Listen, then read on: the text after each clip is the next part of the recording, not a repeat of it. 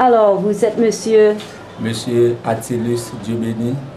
So, Attilus, est-ce que vous dites qui ça? B.C.L.H. représente? What does that represent? B.C.L.H. veut dire Brigade Chrètienne Lumière d'Haïti. Haiti. And that is their emblem. It's a Christian organization here in Haiti. Alors, Attilus, dans l'opinion de groupe, qui est qui New York pour nous rebâtir Haïti? Bon, tout d'abord, nous avons besoin de reconstruire Haïti. Et d'après vision Brigade Chrètienne Lumière d'Haïti, nous avons besoin tout d'abord de mentalité tout haïtienne, une mentalité positive. So I think the first things that we need is a positive mental outlook. Ok, ça veut dire mentalité positive, cela veut dire que tout haïtien a besoin de quoi dans une devise et qui est exactement claire. Là nous parlons de clarté, cela veut dire que moi prêt pour me construire, il faut l'autre haïtien lui-même pour le pas pour détruire ça que moi construis. So really we have to work together. So if I'm thinking about rebuilding, then I need the support of other Haitians who are thinking about the same thing and not, on the contrary, thinking about destruction. Okay. Tout d'abord, et premier bagage que nous besoin faire, nous besoin enrichir terre nous sur le plan agriculture. First thing we need to do is to enrich our soil or to consider agricultural prospects. Ok, pour nous aller très bien. Et tout d'abord, nous besoin de collaboration tout haïtien pour nous capables arriver avec un tel objectif. Et avec ça, qu'on a tout haïtien censé ouais capitale là, c'est pas seulement les mêmes qui Haïti, mais toute ville provinciale inclus qui construit Haïti chérie, Haïti belle. Okay, so and we also want the collaboration of all the provinces. You know, Haiti is a beautiful country and it's made up of a lot of provinces, a lot of different sections, and we need to come together to create a beautiful Haiti. Okay. Et tout d'abord, nous avons besoin de collaboration d'autres partenaires. Nous, toutefois que nous-mêmes haïtiens, nous avons volonté, mais manquer moyens. Okay.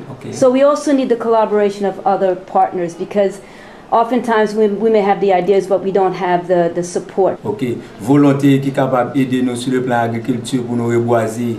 We'd like volunteers who can come in with of all the lands that we have. Okay, pour nous construire une route qui pour déboucher entrer dans la ville province nous. Rebuild the roads that can déboucher means to unclog, open up the routes that will lead to the provinces. En général, c'est mettre ville province nous en action. We got to get our provinces back into action. Juste pour capitale là capable vraiment déconcentrer.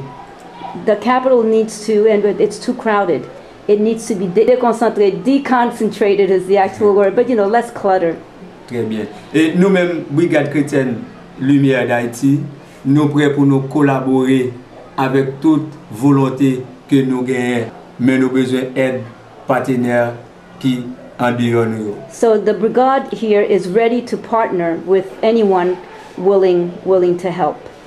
Ok, parce que nous travaillons sous toute forme, nous travaillons sur le plan spirituel, sur le plan culturel et sur le plan social. We work a spiritual perspective, social, social perspective, social, cultural, and a cultural perspective.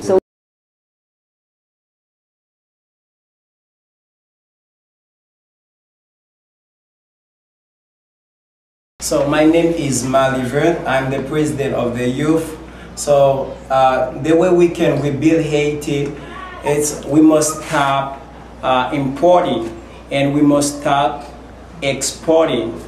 Like that, we can rebuild Haiti. I understand. And how do you think we can make that happen? So we must have the same vision. We must see the same thing, like work together and go to the countryside and give them the possibility to do everything they need. Like that, we can do that. Yes, you may. So what we need some people to get back to the countryside and to produce rice and to water the rice so that we can export something. Great. I know that right now we're importing rice, and in the past we used to export it. Yes. So that is a good idea. Thank you so much. Thank you.